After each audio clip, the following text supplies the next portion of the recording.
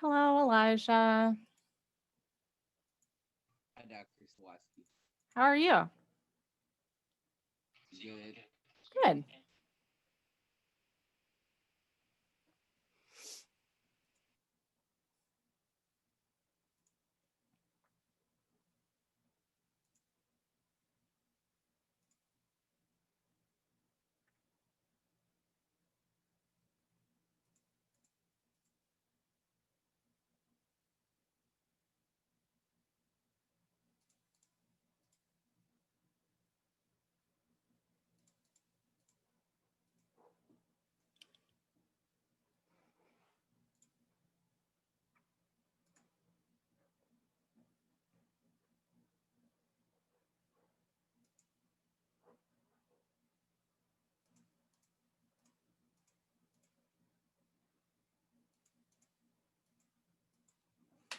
Ow.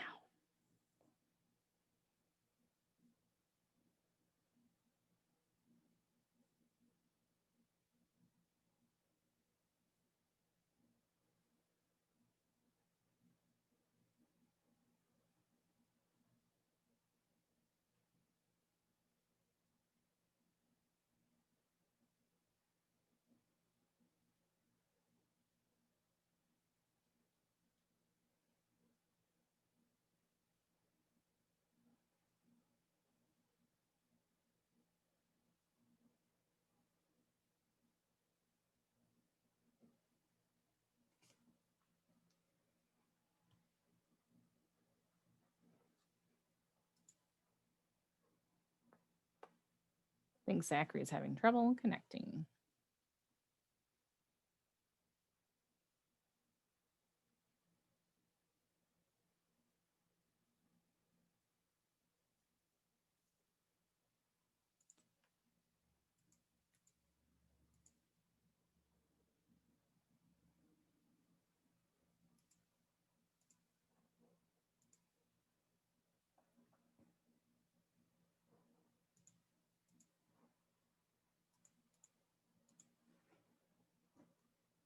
Good morning, Gabrielle. Well, almost afternoon, but not quite.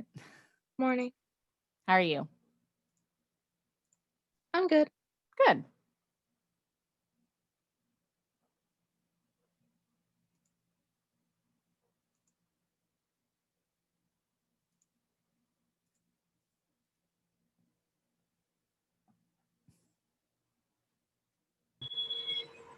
Hi, Zachary. Hello. How are you doing? Good. Good. You gonna talk about your trouble cats? Yeah, they were being brats earlier today, but they've settled down now. I have here I'll show you. My baby is next to me in the window today. That's his favorite spot. Yeah. He's my little muffin. He's the baby. He's only 3 and he's just a big love 3 bug. months or 3 years old. 3 years. Right. Yeah. I got him when he was just like 6 weeks old and he was really, really, really sick. And I've raised him since then. So he's just a little tiny baby, right? He's never hissed or scratched me. He's never like, he's just perfect. Are you perfect, Bentley? Yeah. He's letting me rub his stomach right now.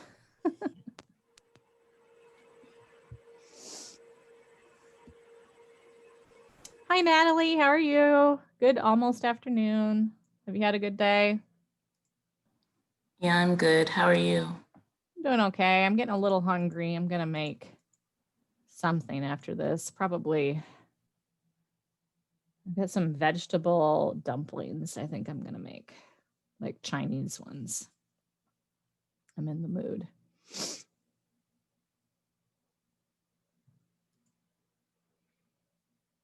What's the most spiciest food that you ate? I actually can't eat spicy food. I have this thing that's called a geographic tongue. And so when I eat spicy food, it makes my mouth bleed. Yeah.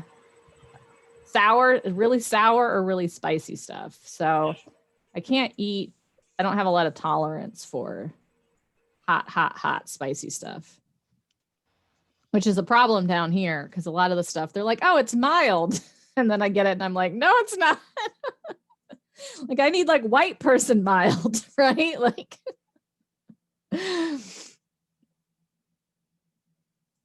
but I also didn't grow up eating anything that was even remotely spicy. So that doesn't help either because I don't have any like tolerance for it at all.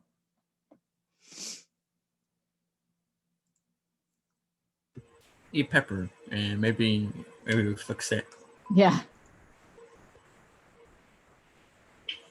Actually, while I couldn't taste, I could actually sort of taste spicy food. So I had a couple packets of ramen that was spicy that I ate because I could actually taste it. And it was like finally something that I could taste after days of everything feeling like cardboard.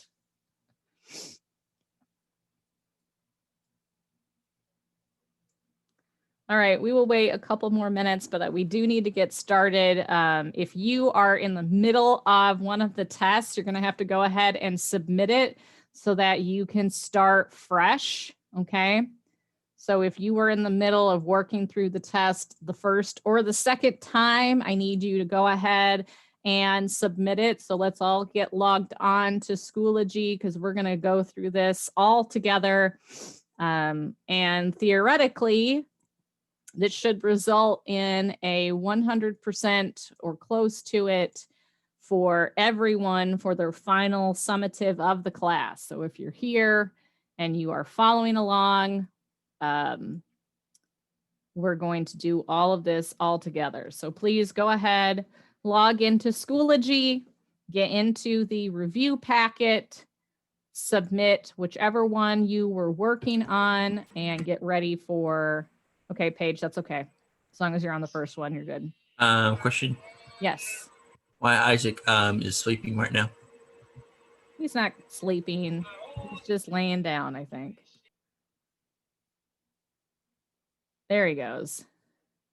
But yeah, so log on to Schoology, get ready because I want to bust through this to make sure that we have time to get through the whole thing. Okay. And then I will have this up for you. I'll put a new version up and you will be able to do it as many times as you like without a grade until we do the test. And the test is not until the 19th or the 20th, depending on which day is A day and which day is B day. Okay. So pop into Schoology, get the test, the review packet open. We're going to wait just 2 more minutes and then we're going to use the rest of this hour and we will go through this whole thing together, okay? You had 3 tries total, Emily. So whichever one is your highest is going to be the one that is your grade, right?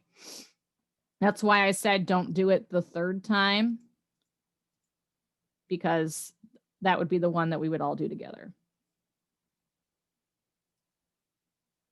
So please open the review packet and get ready to work through it all together.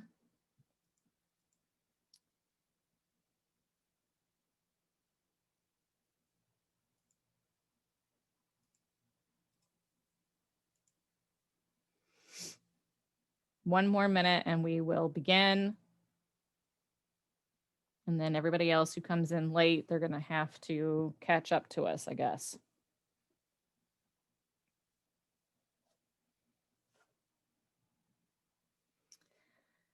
Okay, so those of you who did the review packet the first time and completed it, you got your grade, and then you did it a second time using the notes and using the PowerPoints and got your grades. The PowerPoints are always there for you to refer to when you are doing a review, right? That's why they're there. That's why I provide them for you. And also in case you have to miss class, right? Especially because of the online format, okay? So let's go ahead, open the review packet number 1. Somebody tell me the name of the first actor from ancient Greece. So what was the name of the first actor? Thespis. Correct. Yes. So that's why people are called thespians, right? If you're an actor, you're also called a thespian because of Thespis. Excellent. Good job. So the rest of them are just people who were involved in ancient Greek drama. Perfect. How many people, how many men were in the 50. dithyramb? Okay. Yes. Thespis was number 1, Emily. Number 2, yes. The dithyramb consisted of 50 men, which was the original size of the Greek chorus, right? So 50 men. Perfect. Good job. All right. Now, number 3 tripped some people up. 2 correct answers on this one. What were Aeschylus's main contributions to tragedy? Evelyn says added a second character, which is correct. What's the second correct answer?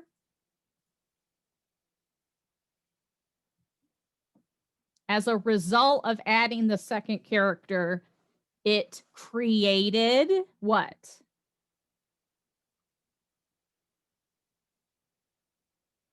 Dialogue, correct. So for the first time, we had 2 characters talking to one another in character, which is also known as dialogue. Right. Saeed, we are going through the review packet. We just finished question 3, okay? All right, number 4. Now, this also tripped up quite a few people. Sophocles started writing when the chorus was this number of men. Evelyn has it right. Nope, it's not 15. He makes it 15. 12. Yes, correct. All right, good. So it was 50. At some point, it goes all the way down to 12. And then Sophocles bumps it back up to 15. Yes, good. Excellent. All right. So this one got quite a few people. The elements of plot, as we have discussed them in class, from beginning to end. So when the play starts, we are in the what?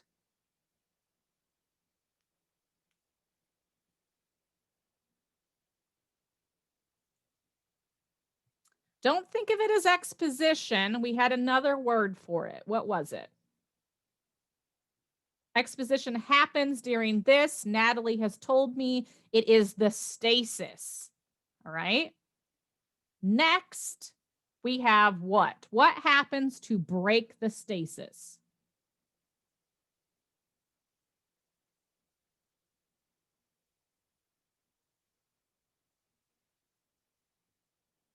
The inciting incident or the initiating event. If you guys don't mind doing it to everyone instead of privately, that would be great.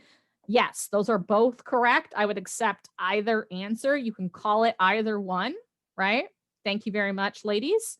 So the initiating event, excellent. And then we have what? Rising action, which takes us to halfway through the play.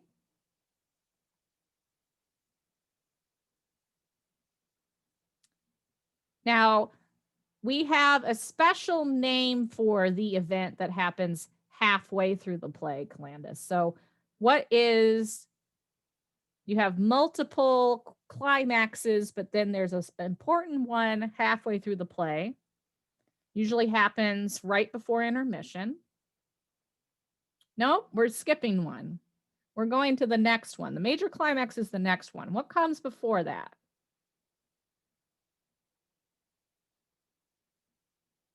We've got, okay, let me go back through.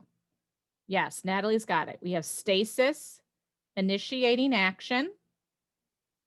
the rising action, crisis, major climax, then what? Before the resolution or falling action, I would accept either. Somebody tell Isaac, what was the third one?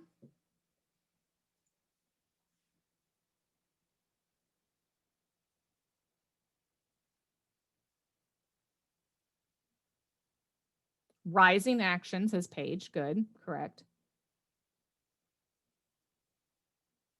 And then the very last one, Evelyn's told us the new stasis. Now, a couple of people have said privately to me, denouement. Denouement is correct. I do not use it because it is French and most people cannot remember it, right? So I prefer to use like falling action, or you can call it a resolution, okay? But stasis, okay, one more time. Stasis. What breaks the stasis? The initiating action or initiating event. Then the rising action is when stuff starts to happen, right? Crisis happens right in the middle of the play. Then we have the major climax, which leads to the falling action, which leads to the new stasis. Okay. So if you are just joining us, we are on question 5, so you need to catch up to us. Zachary, if you could stop covering your camera, that'd be great. Thank you.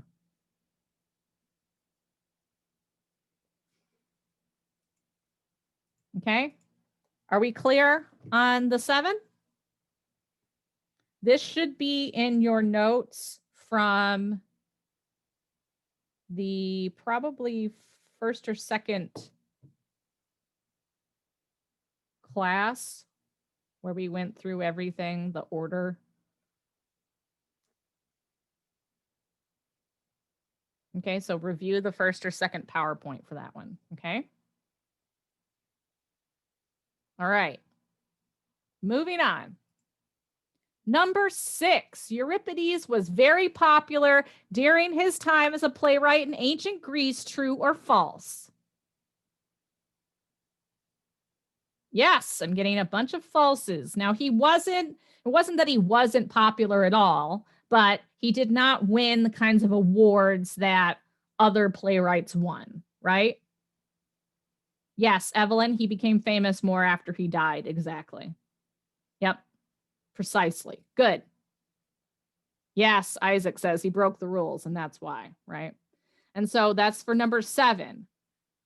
Why were Euripides' plays controversial? Number 7. It's a multiple choice question. It's all of them. Yes, good. He broke the rules. He was skeptic about the gods. He combined tragedy with comedy. He portrayed women sympathetically, right? He did not play to the rules that they wanted him to follow. And so all of the above, that's why they were controversial. Good, excellent. Number 8. Most of you did pretty good with this one, matching the elements of tragedy to their meaning. So somebody in the chat hit me up with plot.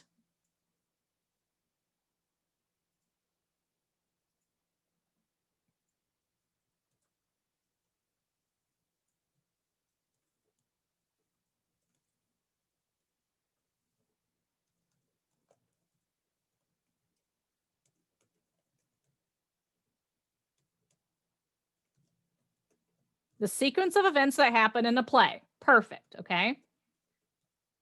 Next, we have Character. What's our definition for character?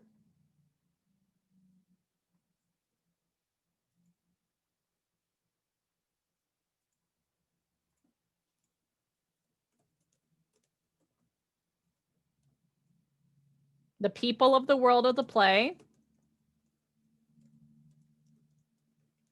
Good. Thought.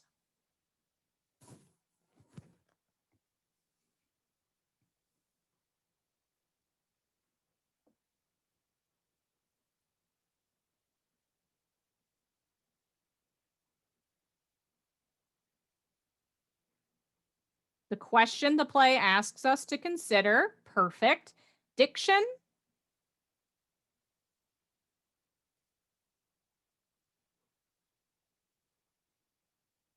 The vocabulary. Excellent. Music. This was your easiest one, probably.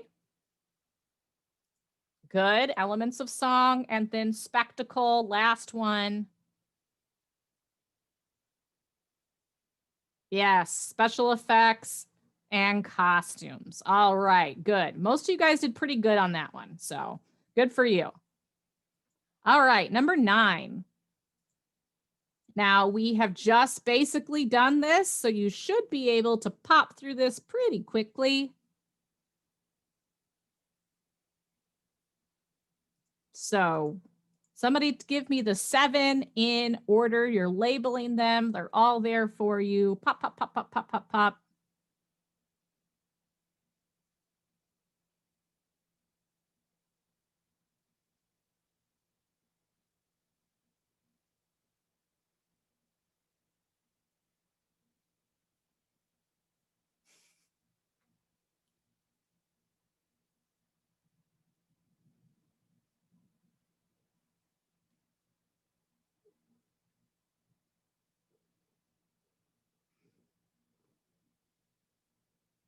We got these ones.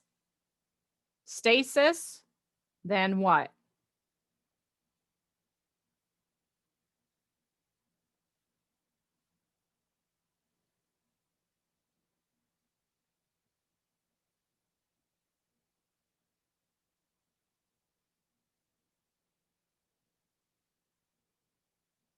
Come on, guys, we're on question 9. Somebody put them in the chat. Let me know that you got them.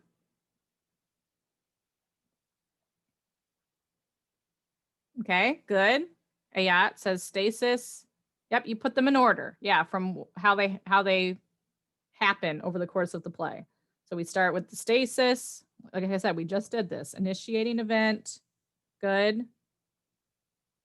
Then rising action, crisis. Natalie, thank you.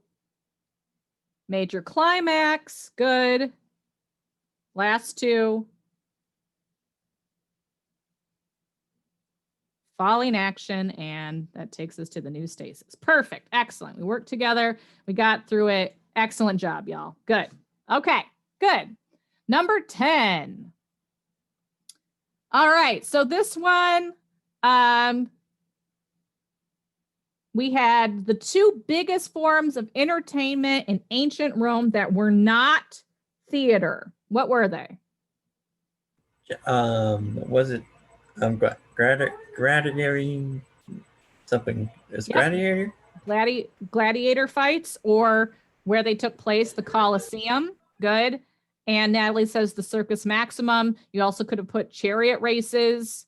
Now I have the places that they took place, the Circus Maximum and the Colosseum in there, but then a lot of people were putting in like the actual events, and I was like, that makes sense. So I would also accept the events themselves. Okay. Good. All right. Excellent. Proud of you guys. All right, number 11. Plautus's comedies were based on this type of Greek comedy, which dealt primarily with romance and domestic situations. Which one was that? Yes, Natalie, good job. New comedy. All right, so I got some of you. Now, does new comedy involve slapstick? Yes, sometimes it does, but the actual terminology for it is new comedy. All right. So I got a couple of you by putting slapstick in there, right? But when we talked about new comedy and old comedy, we discussed the differences. Okay. So don't feel too bad if I got you on that one. Good. How are we doing so far? Everybody doing okay? Yeah? Everybody keeping up? All right. Like I said, the whole point of this is if you follow along, you keep up, you're going to get 100 on your last summative, and then that should boost everybody's grades. So here we go. All right. Some of the biggest differences between the comedies of Plautus and Terence were blank. In addition to how they were performed, the comedies of this person were witty, while the comedies of blank were more of a farce. While both used ancient Greek comedies as a basis for their comedy, blank created more complex plots. So this one was more difficult for sure. Okay.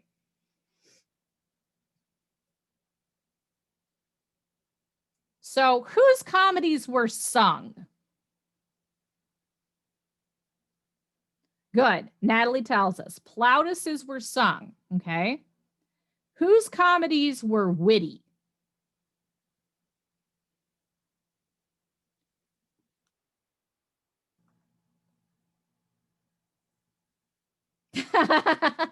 Evelyn. Natalie and Evelyn are racing over here. So which one wrote witty comedies? Terence. Yes. Okay. So Terence wrote witty comedies. So that gives you who for farce?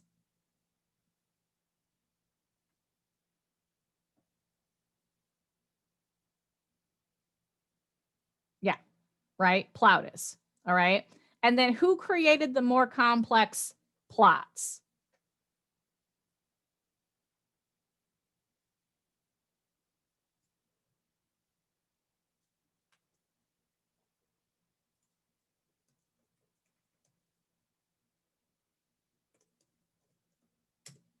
Terence. Yes, Ayat.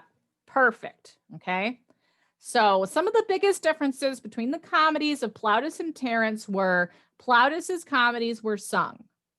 In addition to how they were performed, the comedies of Terence were witty, while the comedies of Plautus were more of a farce. While both used ancient Greek comedies as a basis for their comedy, Terence created more complex plots.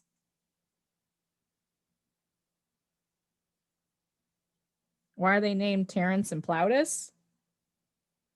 What do you mean?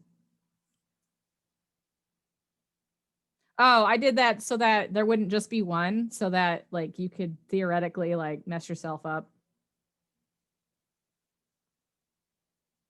I was being mean, I guess.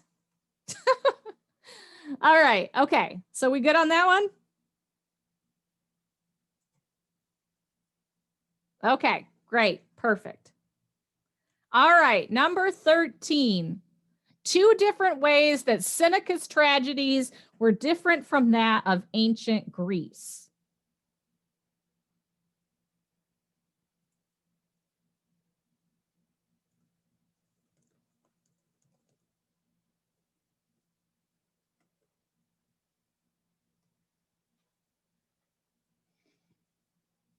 Well, the Greek tragedies were violent, but what did Seneca do with the violence?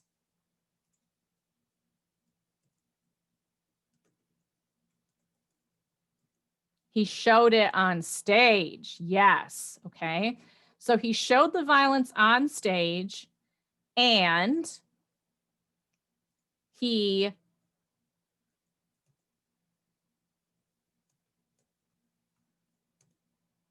didn't use the chorus as like,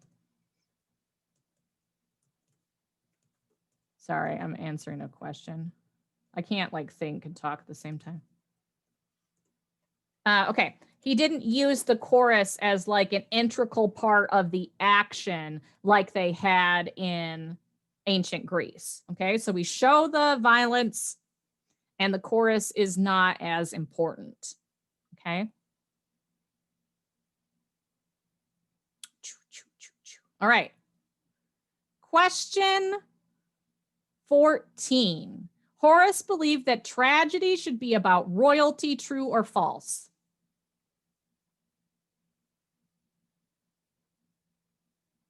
True, that is correct. Kennedy, you need spell what? Don't worry about spelling. If you're, chorus. As long as I can tell what you're trying to get at, I usually don't deduct points for spelling on like stuff like this because it's only when I like can't tell at all what you're trying to say that I'm like, I don't know. Yes, he believed that tragedy should be about royalty, right? And comedy should be about everyday people. All right, good. All right, number 15. In addition to establishing tragedy and comedy as distinct genres, Horace said that drama should entertain and do what?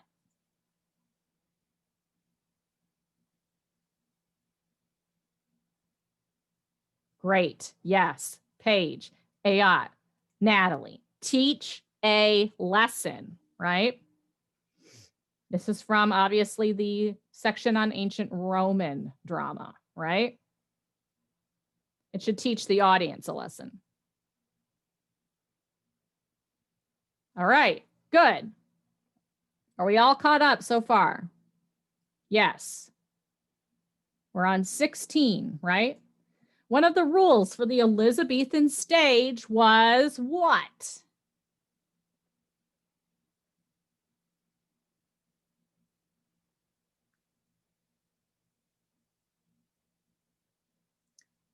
No biblical figures allowed on stage. Good. Yes. Because there was all that religious turmoil in the country and she didn't need any of that. Good. Number 17. What was the name of the first theater in London? I got a bunch of you on this one. Theater. Yeah, that was it. Just theater, right? No complications here. When Burbage makes his theater, he just calls it theater. Perfect. So when they banned theaters in London, they tore down theater and used its lumber to create the globe. True or false?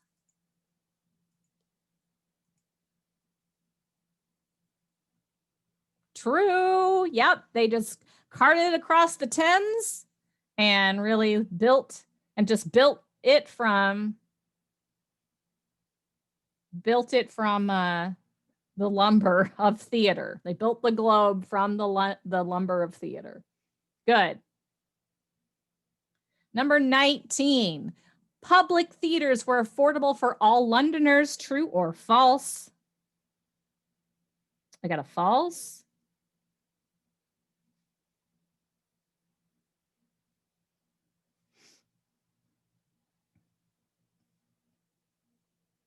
(16 and 17), Isaac, the rules for the Elizabethan stage. Somebody tell. Yes, it was affordable. It is true. The answer for number 19 is true.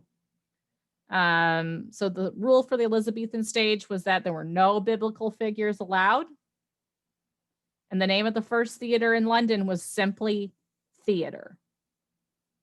That's what it was called. So yes, number 19, it was affordable for all Londoners, even people who sold flowers or ditch diggers or mucked toilets, right? Yes, Emily, 18 was true. 19 is true, okay? Everybody caught up or about to start 20? Do they sell fly?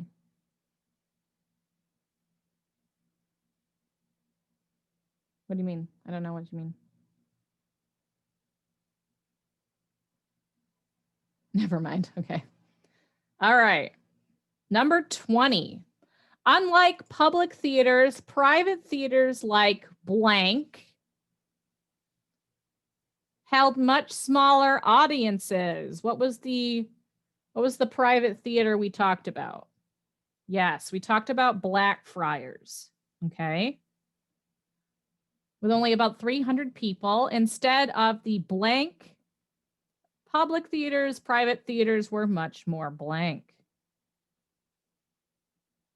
So Natalie's got it for us now. Bruh. Blackfriars, they were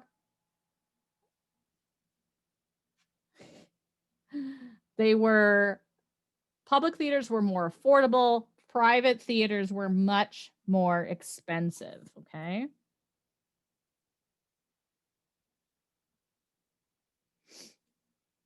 All right.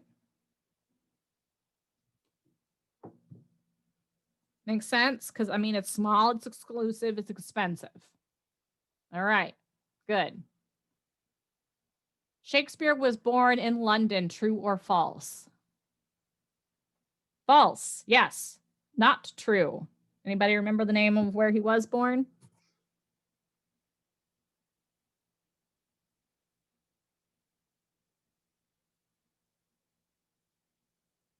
Chariot, says Isaac. No, not quite. Stratford upon Avon, right? All right.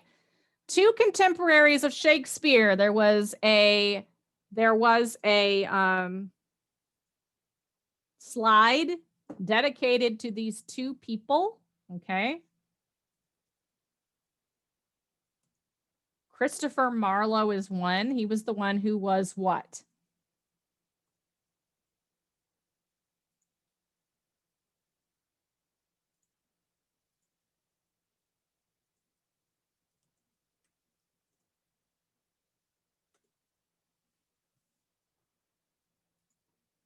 He was killed, right? Christopher Marlowe was the one who was assassinated, potentially assassinated in a bar fight, right? They think they may have staged the bar fight so that they could kill him.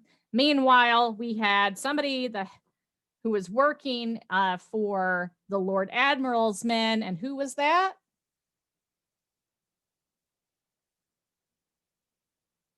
Johnson, yes. Scroll up. We have Marlowe, Christopher Marlowe, and Ben Jonson, okay? Again, there's a slide in Elizabethan theater that tells you all about this, okay? All right, number 23, true or false? Charles I was beheaded by Oliver Cromwell during the English Civil War.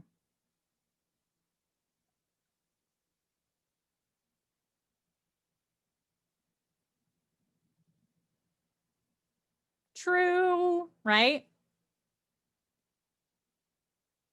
So now here's number 24, got a lot of people. So the neoclassical rules were established by the blank.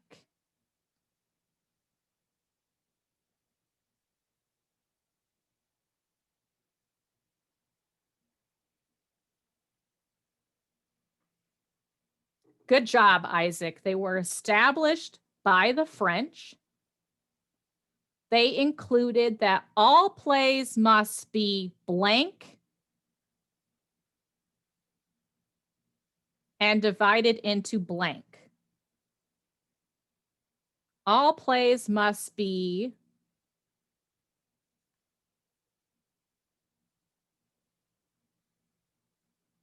five acts and divided into French scenes. All plays had to be done on a what stage?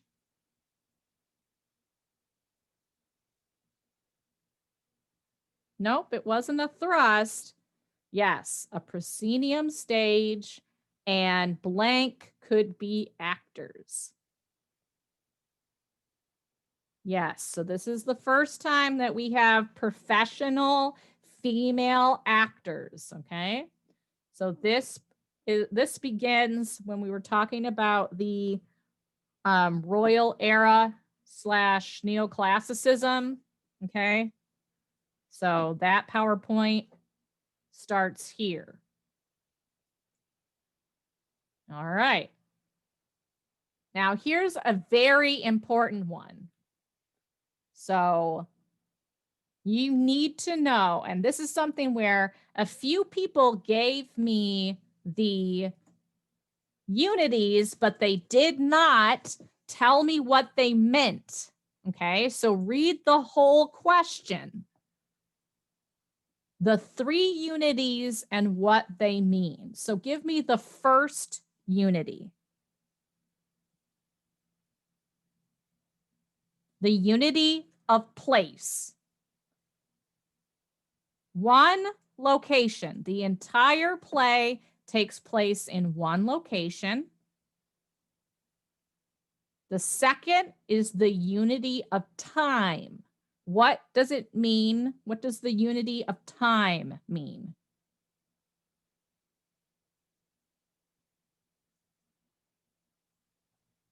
It all takes place over the course of the same day. Yes.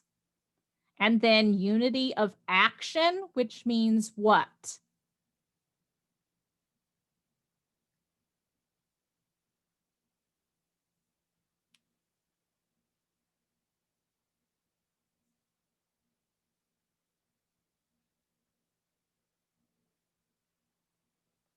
One plot, okay? No subplots, none of that nonsense, okay? So make sure that you're reading the instructions because some of you put down time, place, and action, but you didn't tell me what it meant, okay? And then some of you put time, action, one action, right? That's not what we're looking for, okay? So this is a pretty important one I want you to know, the unities of time, place, and action. Are we clear on these 3 unities? I want a yes or a no in the chat. No, we are not. Okay. Which one do we need to clarify? Action. Okay. So the unity of action means that we should just be following one plot with the protagonist. You're not allowed to have subplots like we did in a lot of Shakespeare's plays. So I'm going to type it in the chat. We're getting rid of all of that other stuff. If you know, like, for instance, Romeo and Juliet, they both have their own stuff going on, right? That wouldn't be a very good unity of action. Time, place, and action. So unity of time is what?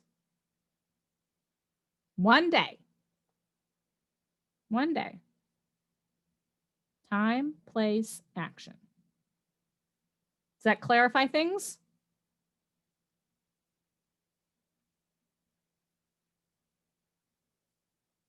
All right, great, perfect, wonderful. That's what I want to see. You guys are doing good. I just want to make sure that we can get through this because we've only got a little bit of time left, okay? Okay, one of the most popular French playwrights. His theater is still the National Theatre of France. Monsieur Jean-Baptiste Poquin, also known as Molière. Good. So just Molière, that's all I'm looking for. One name, like Prince or Cher or Shakespeare, really. Although he was William Shakespeare, but yes, Molière, right? Good, excellent. All right, number 27. Sentimental comedies were written to do what?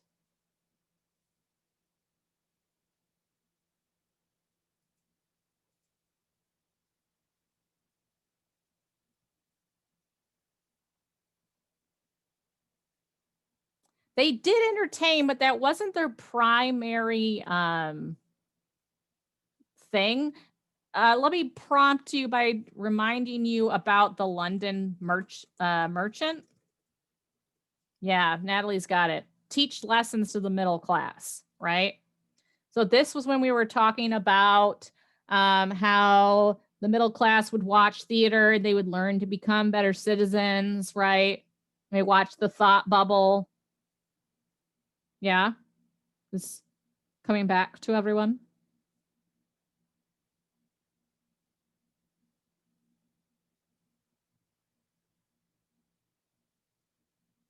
Yes, no, we good? Do you remember this? Natalie, Isaac say yes. Yes, says Paige. Okay. All right. So teach a lesson. Good. Okay. Romanticism became popular because it did what?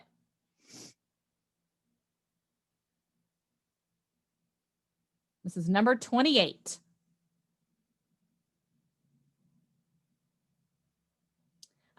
Okay. So it did not necessarily invoke feelings of sadness, although I can see why you thought that.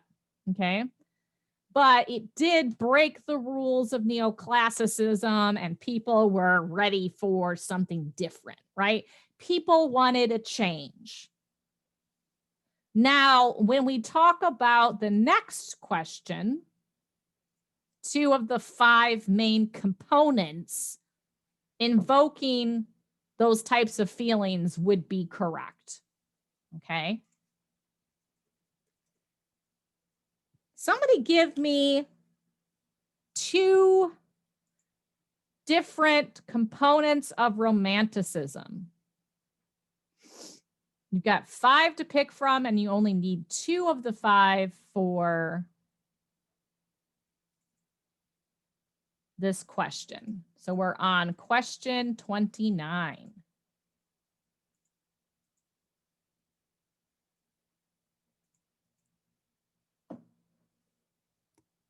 All right, Zachary says, celebration of the individual, the importance of imagination. Those are 2 good ones.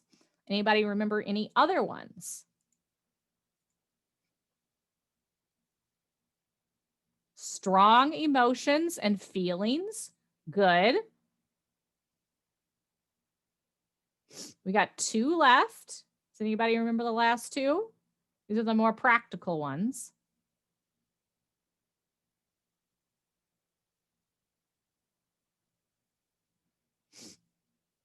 For those of you who are interested, we are on lesson 5, slide 11 is all 5 of them. Yeah, nature, awe-inspiring nature, good.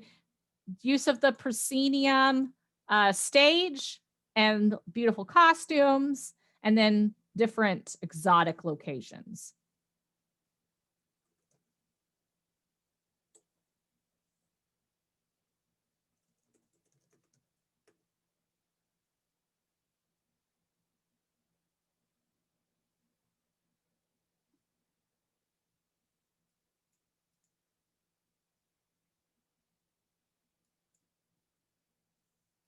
Good. Yes. Celebration of the individual. Right. Yes. Good, good, good, good, good.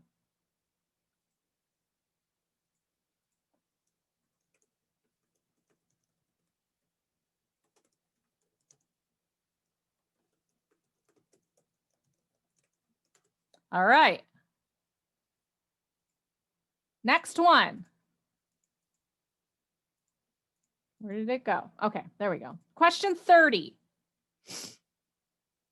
The father of realism from Norway, more like Snorway, was Ibsen. Yes, good. All right. Henrik Ibsen. Henrik's not here, so I can't hold him up. But yes, Henrik Ibsen was from Norway. So that's 30. How about who was from Russia? Chekhov. Boop, boop, boop, boop. Yes, exactly. I got a few of you by just throwing Isaac Berlin in there. Good. Anton Chekhov. All right. Now, I know for a fact, shame, that some of you Googled this answer because I got weird answers from a bunch of you about the 2 fathers of realism. And then I Googled it and I got the names that some people put down. So don't do that. That is cheating.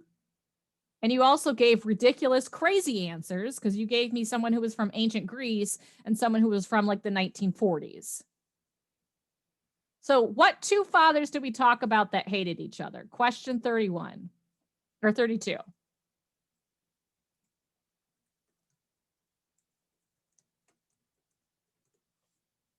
Yes. Natalie, Ibsen, and Strindberg, right? I think we watched the video about how, didn't we? I show you the video about how Ibsen had like a portrait of Strindberg because he wanted like that he put above his desk. Like they hated each other. Strindberg accused him of writing, like putting him in his plays all the time. And Ibsen was like, I don't know what you're talking about, dog. Like, leave me alone, right? Okay. Good. Question 33. So, true or false? And August Strindberg suffered from bouts of paranoia, likely caused by mental illness and lead poisoning. True, right? He was an alchemist. He was messing around with lead. It made him nuts, right? So that's also probably why he hated Henrik Ibsen so much. Okay. So, no surprise. All right. Now, this one got a lot of people too. Question 34. What style did Ibsen and Strindberg and Chekhov all turn to by the end of their playwriting careers?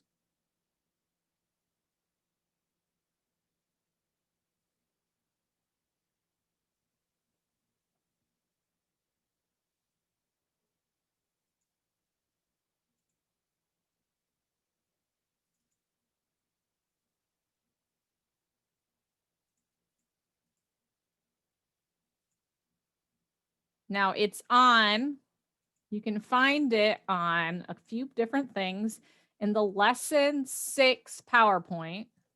Yes, Natalie, you're right. It's on slide 9. It's on slide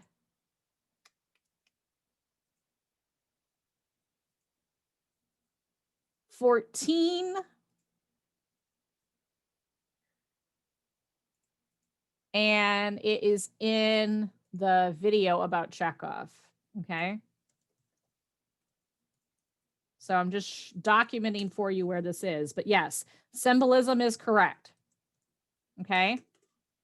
So they all started with realism, but they end up going to symbolism by the end of their careers. Okay.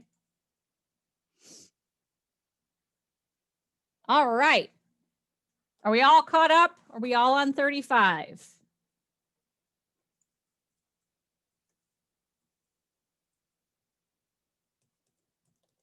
I know for sure that those of you who are talking in the chat are. I'm mostly concerned about the people who haven't been talking. All right. I've got a few people saying yes, they are.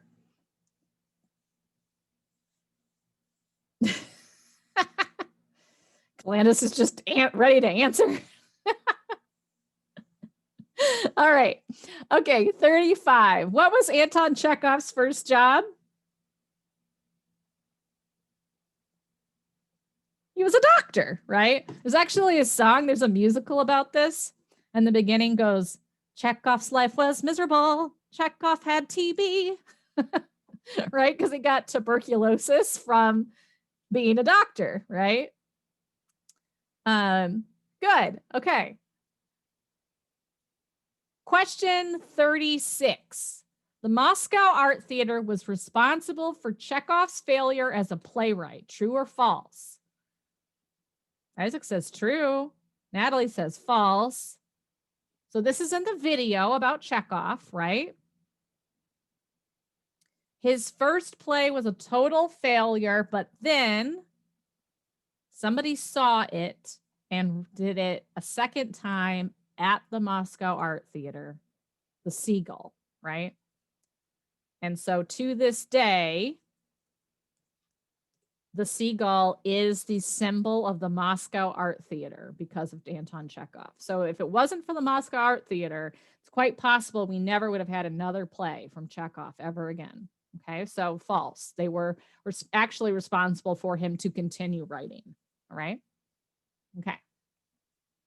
All right. 37. Early indigenous performances in America were what? Now, a couple of you gave me some things to think about for this one.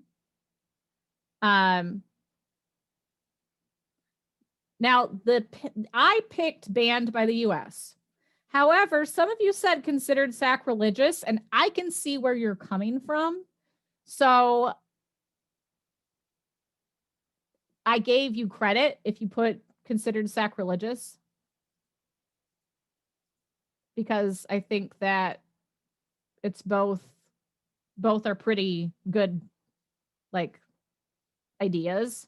I wasn't thinking about it, but then the more of you like said it, I was like, you know what? Actually, yeah, kind of. So, all right, good. The first scripted play that we know of in North America took place where? Got a lot of you with this one. Yep. Good old Canada. Remember, it was the about where Jupiter showed up and like threw a party, right? True. True, it was Canada. All right. Okay, yes. So it took place in Canada. No. 37, and I'm going to put this in the chat too, could be banned or sacrilegious. I think that you could make an argument for either. And I apparently can't spell sacrilegious without.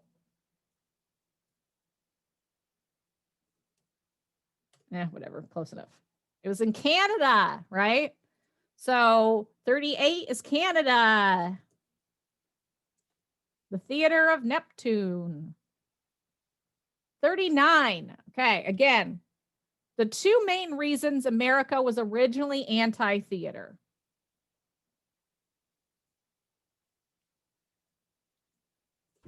Because of the British.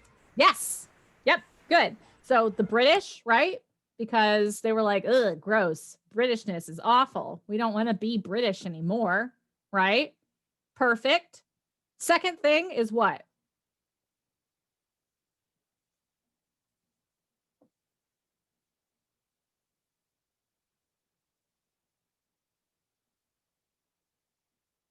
Yes, Natalie, good. So, because the Puritans saw it as sacrilegious, it wasn't something that they thought was Christ-like, right? So it's a combination of the religious views that the Puritans held and the fact that they didn't want to be associated with the British anymore. Okay. All right. Good. Boop, boop, boop, boop, boop, boop, doot. 40.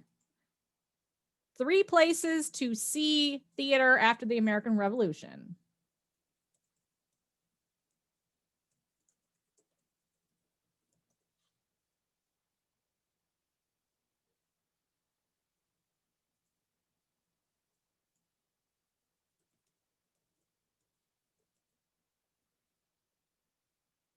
New York City. Yep. I agree. All right, there's one. Number 2 is what?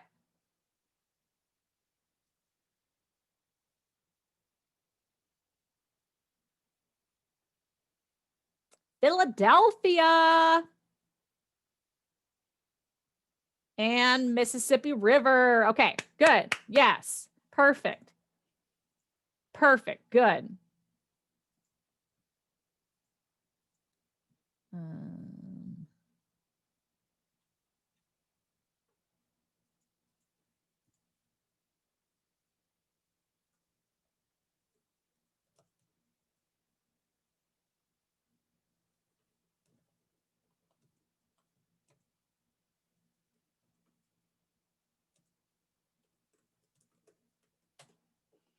Okay. 41, a type of performance based on exaggerated and racist portrayals of Black Americans. Yes, Evelyn's got it. Minstrel shows. Perfect, right? And we talked about this a little bit. Now, some of you put Jim Crow shows, and I understand why, okay? But they were not called that, right? That'll come later when the laws will be called Jim Crow laws, unfortunately. 42, 3 types of entertainment that combine to create early American musicals.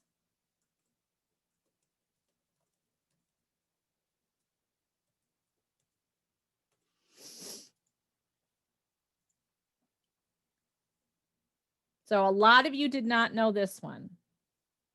Take a look at the Broadway or the early American musical PowerPoint.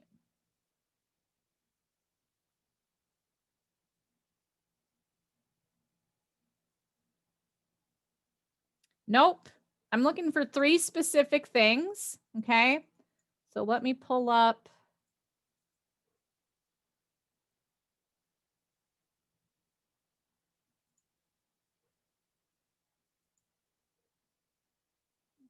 Boop, boop. Okay. This is what I'm looking for. So this is specific, right? We had vaudeville, comedy burlesque, and the operette.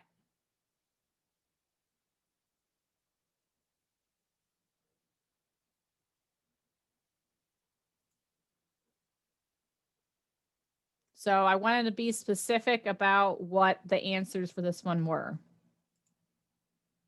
All right, we got to power through. We got a couple left.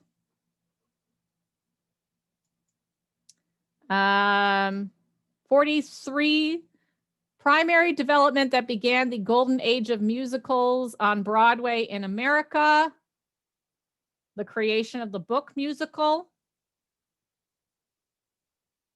Okay.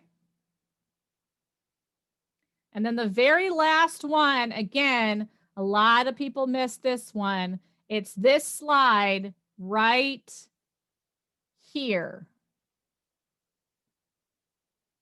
The 6 things that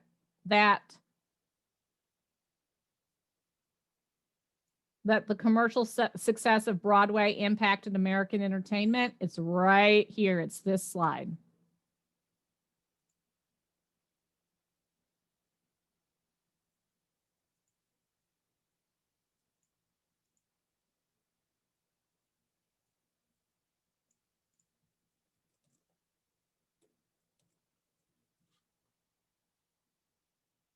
Again, this is from same PowerPoint, the book musical for 43, and then this is 44.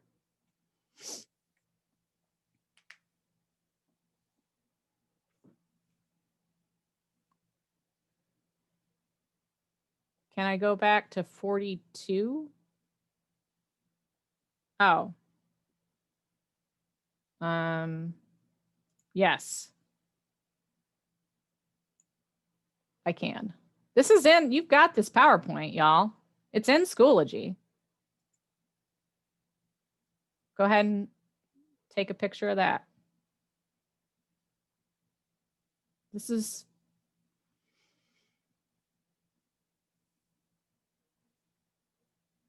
all the answers for 42, 43, 44 are right here in this PowerPoint. Here's the 3 types of entertainment that combined to create early American musicals. Then we have that the book musical was the development that began the golden age of musicals on Broadway. And then we have the 6 commercial success, how commercial success of Broadway impacted American entertainment. Okay. The PowerPoint isn't in Schoology. Let me double check. It should be. If it isn't, I'll add it.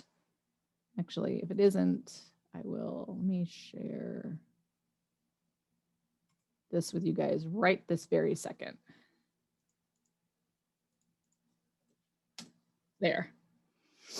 And then I will put it in there if it's not already. It could have been I missed it because I was building the class very, very, very, very, very quickly.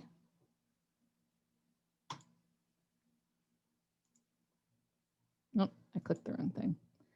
All right. So once you finished, you submit it and you are going to be done. Oh, you're right. It got moved because of what happened with, I will add it in there.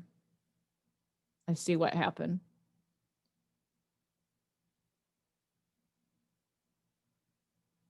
So your highest grade will be your last summative, okay? I'm putting the link right now for the PowerPoint for American Musicals. Okay? And that's it from me. If you have any questions, stick around and you can ask. Otherwise, I will see you next week. Okay? See you, Paige. Bye.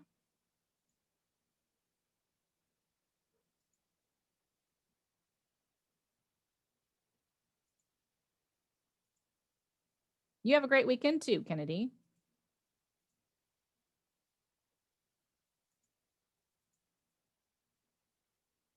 I'm getting a lot of messages in the chat. So if I've missed your question, ask it again. Okay. Let's work through it together, Sean.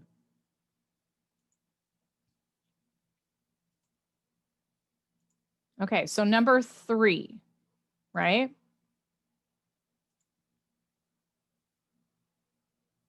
So there's 2 correct answers. No, you don't have school Monday, Evelyn. Yeah, Monday is Indigenous Peoples Day, so you have Monday off. Okay, Sean, so number 3, 2 correct answers, right? What was the first thing that Aeschylus did for tragedy?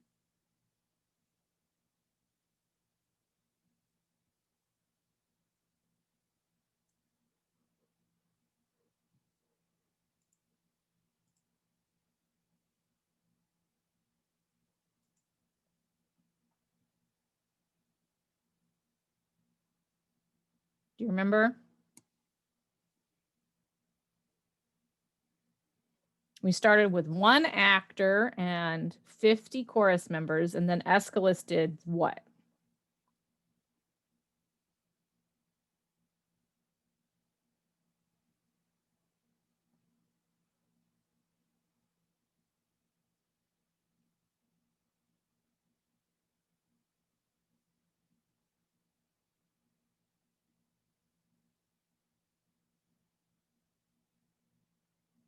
Oh, that's okay, Sean.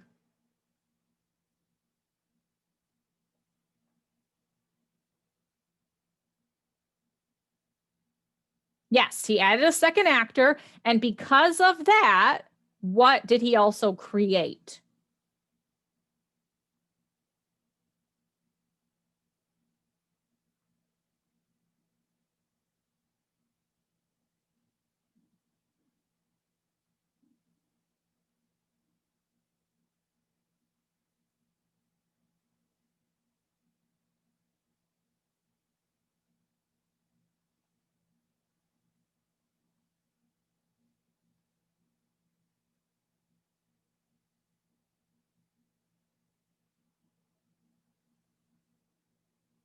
So that second actor created what?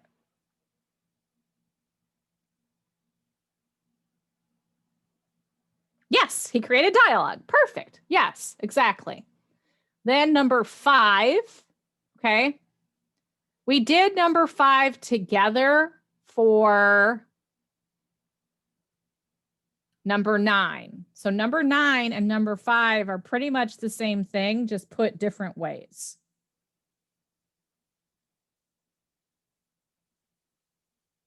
So when a play begins, we're in the what?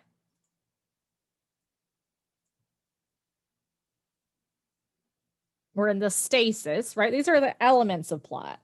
So when a play begins, we're in the stasis, which is broken by what? Yeah, you remember? Okay. All right. Perfect.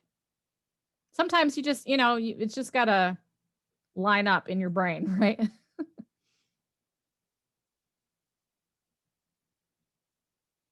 That's okay. No problem. You were thinking the like plot, character. Yeah. Okay, perfect. That's good. Then that's it. And then your highest grade, that's your summative grade. So.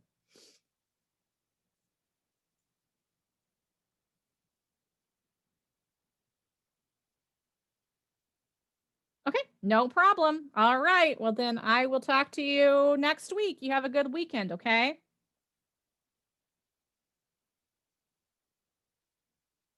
Thank you. Bye-bye.